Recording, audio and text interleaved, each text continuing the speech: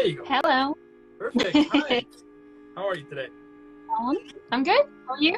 I'm doing good as well. Thank you so much. Welcome back to the show. It is so cool and awesome to have someone as badass as you, Thank you. Thank you. Now, It's very cool to be here again.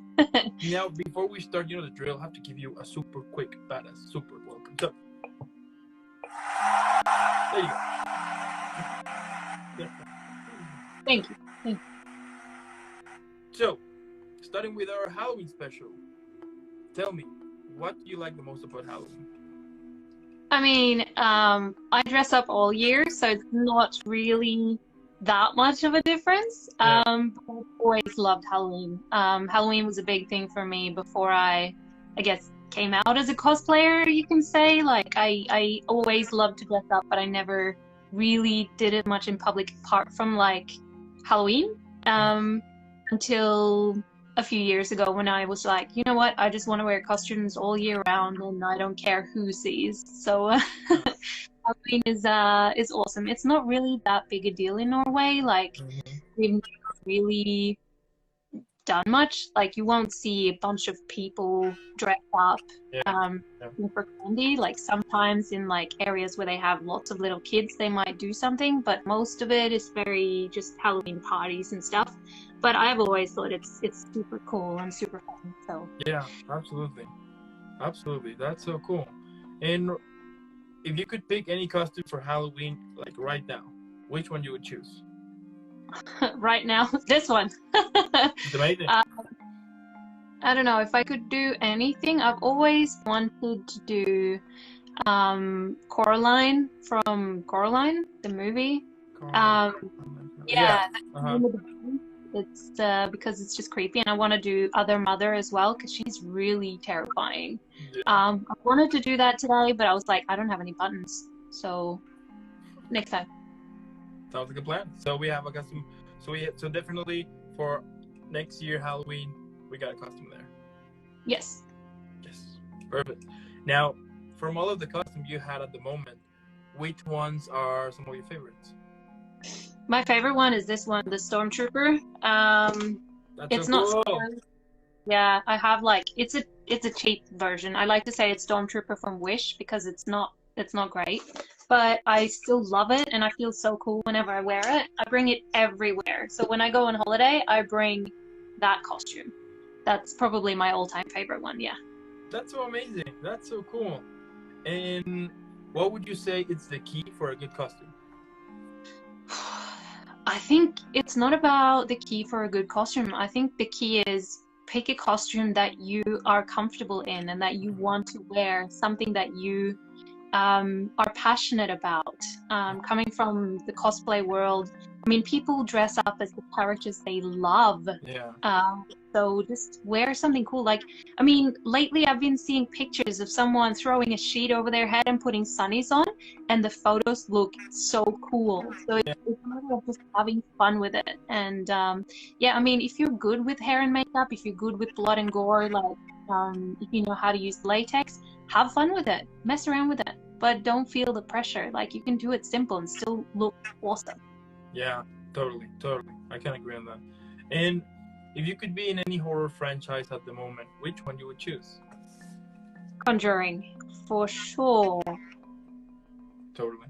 Love it. And what are some of your favorite horror movies that you watched back as you were a kid that gave you nightmares? The first one was The Ring, because that was before I was allowed to watch horror movies. And my friends had all watched it and they talked about it, and I started making up things in my head that it got so bad. I made up nightmares about this movie that I hadn't seen, that eventually my mom had to let me see it so I could understand what it was about. Okay. So The Ring is pretty good. I have watched every single horror movie under the sun. Like, I am obsessed with them. Like, whenever there was a power outage, I'd be like, all right, let's light some candles and watch a scary movie, you know? So, I don't know. But The Conjuring is probably my favorite ones. Every single one of the Conjuring series is great. And I did love the Amityville horror as well, back in the day. And Oh my gosh, I can't remember what it's called. It's this movie about this guy who comes and he corrupts one of the children in the family to kill the rest of the family. And then he takes that child with him. It's like a big, like, it's terrifying, but I cannot remember the name of it right now. But it's good. It's really Yeah. good. And what are some of your favorite horror movie characters? Favorite horror movie characters? Oh my gosh. Are we talking scary ones or like Final Girl? Yeah, both. Both. Go for both. I think The Nun was done really great, and Yeah. of course, the Warren couple in The Conjuring. And I'm trying to remember now. I'm terrible with these things.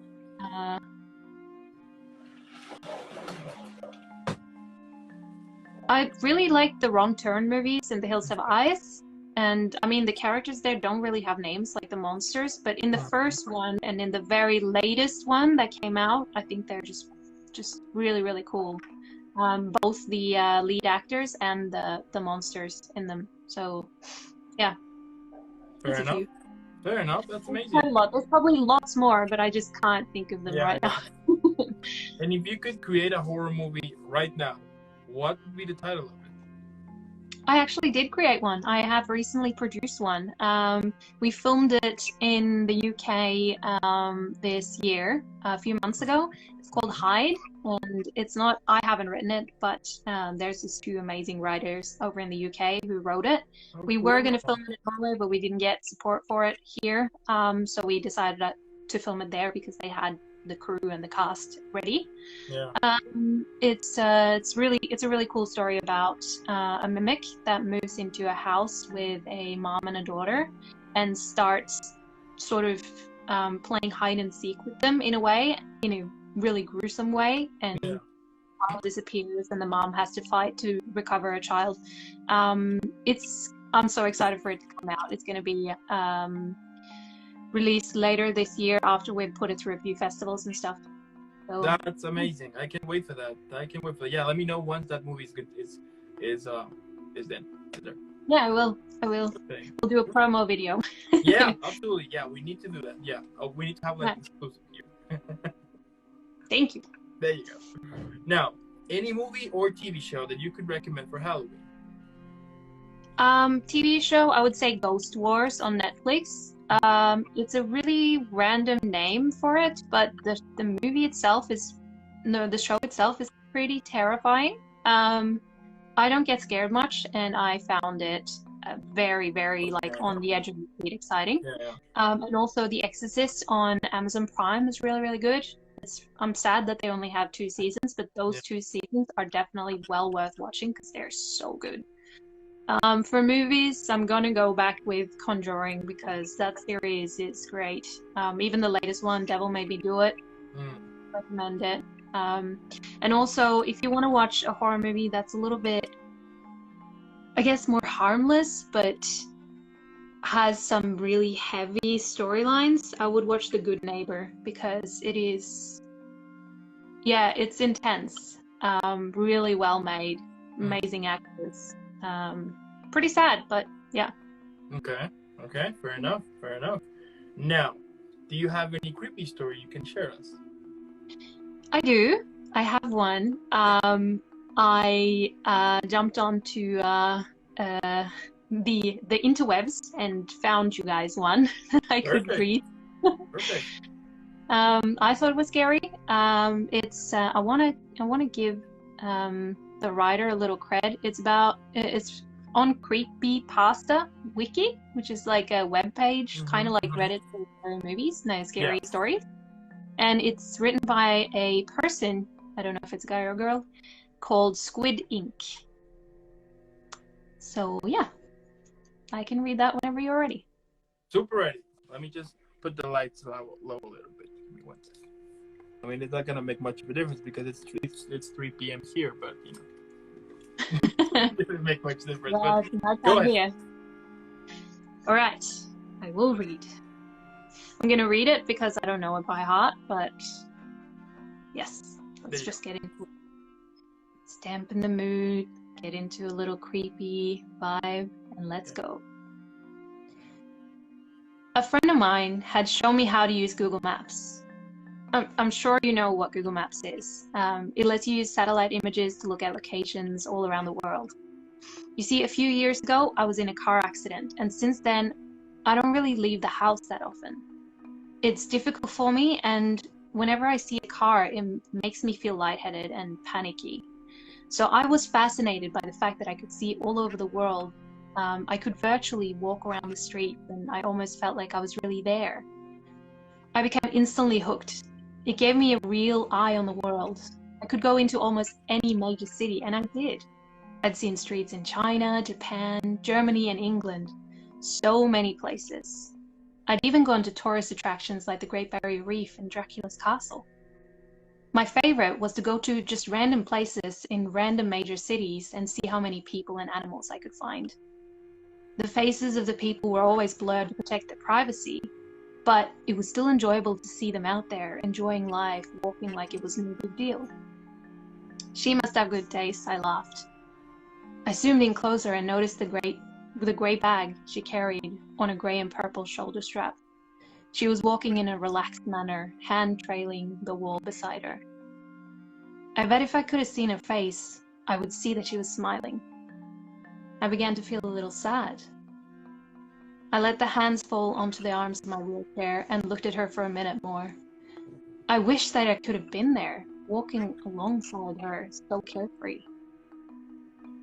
I sighed and I zoomed out of Tokyo.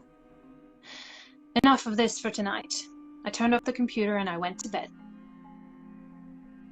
I got up early the next day and decided to look around Paris. Paris was always fun. I liked the look of the city with all of the old, beautiful buildings and so many people to watch. I randomly zoomed into an area and saw a street lined with old brick buildings, a few small shops, and an old tan brick church. Ahead was an intersection, and dozens of people walked by. A balding businessman walked quickly past, looking back at an old woman, hair covered with a scarf, carrying a large purse. A curvy woman in black pants that were too tight stared into a store window. Two women led a group of small children around a corner. I spun the view around a few more times and then saw something peculiar. Sitting on the bench at the bus stop were two people. One of them was a young woman with her feet stuck in front of her in a relaxed manner. She was wearing a pair of red sneakers like my own. I stared for a moment, startled as I noticed the black pants, the white t-shirt, and black hooded jacket. Her dark brown hair was tied loosely behind her head. A grey bag sat on the bench beside her, the shoulder strap hooked over her shoulder. This is crazy, I thought. It can't possibly be the same woman. This is a different country, a different continent even. How could it be her? This was stupid. It wasn't as if these were live photographs. They were taken ahead of time and then stored. It's not like she was in two places at once. She could just be a traveler. Besides, without seeing her face, it was impossible to tell if it was the same person. Brown hair was probably the most common hair color in the world, and those red sneakers were something I'd purchased online. I'm sure a million other people did too. I shook my head and went to get some lunch. When I got back online, I decided to look at Berlin. I picked a random street, as usual. It looked pretty empty. There were brick buildings lining the streets, looking more like factories than anything else.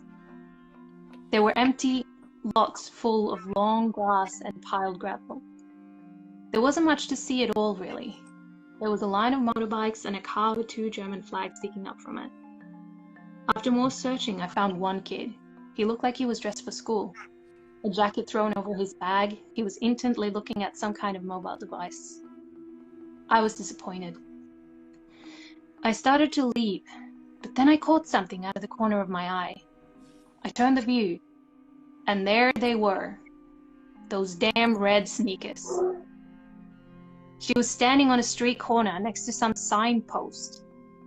She had a hand on the post looking down the street, as if waiting to cross the street. I stared in shock. How could she be there too? Even if she was traveling, there was no way I would find her every single time. Even finding her in Paris would have been one heck of a coincidence. But this was crazy. Was this some kind of joke? Had Google decided to play a prank on its users who use their product so much? Because it would have been a great joke. I did a quick search looking for a note about a woman that shows up like Waldo, and there was nothing. I looked through articles on strange things you can see on Google Maps, but none of them mentions the woman that was traveling the world. This was crazy. Had my self-imposed isolation driven me mad? Had I become so lonely that I created a hallucination for myself? Leaving the Berlin image on my screen, I sent a text message to a friend, asking him to look at the locations. I asked him if he saw the woman. Then I waited. My hands were sweaty. My heart was thumping in my chest. I jumped when the phone beeped with a return text message 10 minutes later. The text read, "I see the lady you're talking about in Berlin, but I didn't see her in Paris or Tokyo. Is this some kind of game or what? Are you okay?" I didn't respond, instead returning to the locations in Tokyo and Paris. And there she was. She was there, but it was different. She was no longer on the bus stop bench in Paris. She was standing in front of it, looking for something in her bag. In Tokyo, she was blocks away, squatting down to pet a cat. I shivered. Who was she? And what was happening? I switched the map to Brussels. It was another city street. It was lined with old buildings with shops on the ground level that I guess were apartments above. I quickly scanned the streets. They were empty, other than a stocky woman in a bright blue sweater. I did a second sweep. She wasn't there. I sighed in relief. I couldn't believe I was getting myself so worked up about something like this. It was nothing but a I stopped. My eyes frozen on the screen. There was a building at the point of a fork in the road, white with a black ironwork framed balcony jutting from the second floor. I hadn't seen her as I'd been looking at the sidewalks. But there she was, standing on the balcony, her head tilted in the direction of the camera, almost like she was looking coyly towards me. My breath caught in my throat. I switched to Sydney. She was leaning against the wall inside the doorway of a bright blue Carrick's pharmacy building. London showed her getting ready to step onto a double-decker bus, her head turned to look over her shoulder. She was everywhere I looked. She stood on a brick sidewalk on a bridge in Venice. She walked across a yellow-barred crosswalk in Zurich, and in Hong Kong, she stood between a Wing-Lung Bank and a McDonald's, adjusting the strap of her bag. In each picture, she came closer and closer, looking directly at me with her blurred-out face. My heart felt like a terrified bird slamming around inside my chest. I couldn't catch my breath. I wasn't sure what to do. I couldn't call the police. Should I send the screenshots to Google? I clenched my fists tightly and closed my eyes. Who was she? Was she following me or was I following her? I wish I could see the expression on her face, to know what she looked like when she was looking back at me. I wanted to get out of the chair and run. Why is it that the only thing that made me feel free again was the thing that made me feel even more trapped? I had to know what was going on. I typed in the name of my town and zoomed into a random street. It was a couple of miles from my house. The gates to the city park were shown in the clarity of daylight despite it being night here. And there she was again. There she was again. She was only a few miles from my house, standing under the ironwork arch that stated the name of the park. This time, she looked directly at the camera, directly at me. I felt like I was going to throw up. She was near me, and she was watching me. Was she coming for me? What did she want? I typed in the name of the apartment complex where I lived. I could see the outside of the building. The parking lot was full of cars and there were a few blurred out children in the background. I searched everywhere for her. She wasn't in the parking lot or in the sidewalks, not hiding between the buildings or standing in the playground. I even scanned each and every one of the cars. Behind the bushes and each of the blurred windows, she wasn't there. I curled tightly around myself and laid my head down on the desk. She wasn't there. At least this place was safe. I didn't leave the apartment anyway. I would never use Google Maps again, so I would never see her again.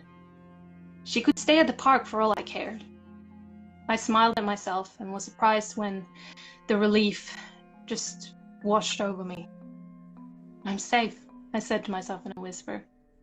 It felt good to say it out loud. I'm safe. As I said it, there was a knock on the door. A chill ran down my spine. I had a camera hooked to my computer that showed who was at the front door, which made it easier for me with my mobility issues. I slowly reached for the control to show myself who was outside, but my hand trembled furiously. As I touched the control, I realized my mistake. The last of Google's images that I had seen had only shown the outside of the building, just the outside.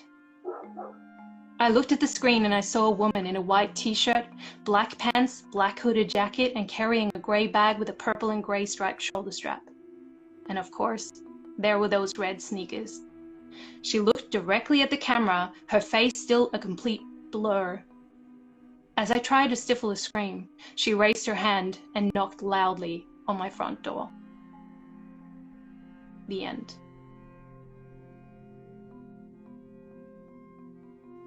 What? That's so crazy. Yeah. Wow. Interwebs is great for this sort of stuff. Yeah, absolutely. Absolutely. But tell me, what do you think it happened at the end? Well, my imagination ran wild. I was like, I can make a movie out of this. This is like it's very much like The Ring and The Grudge. I'm getting those kind of vibes, you know, how once you've been somewhere and that curse has sort of touched you, there's no escape. No matter where you go, she will find you. Yeah, I think she's in big trouble. Yeah, me too. That was amazing. It was fun. Amazing. Yeah, love it. Love it. Wow. Wow. Yeah, I mean, It's only the second time I read that, so I'm surprised I actually managed to read it without too much stuffing around. Yeah, but it's fine. Yeah, you know, it's so interesting. Like having a situation like that, and that must be bad. You know, that whenever you go, you will see this kind of curse or ghost or something that is basically like chasing you. You know. Mm. Yeah. Wow. Well, what can I say? I mean, that was an epic story. You are epic. Everything you do is super epic. Thank you. Just having one of my eyeballs. There you go. There you go. That's even more epic. That's so cool. That's so cool. Yeah. Yeah. I'm a little bit speechless right now. But yeah. How cool is that? Well, again, thank you so much for sharing your time to tell us this creepy story. And also, thank you so much for those who are watching. If you're watching this later on YouTube or watching this later on, or listening to this later on Spotify, you know what to do. Just put pause, leave a like, subscribe, hydrate super quick, and then go follow this amazing, talented, super actress here. Leave a million likes, share all the content, spread the word that we have an amazing, talented actress here, and then come back for sure. And again, thank you so much. Now, before I send you off, you know what I have to do. It's the tradition here, so.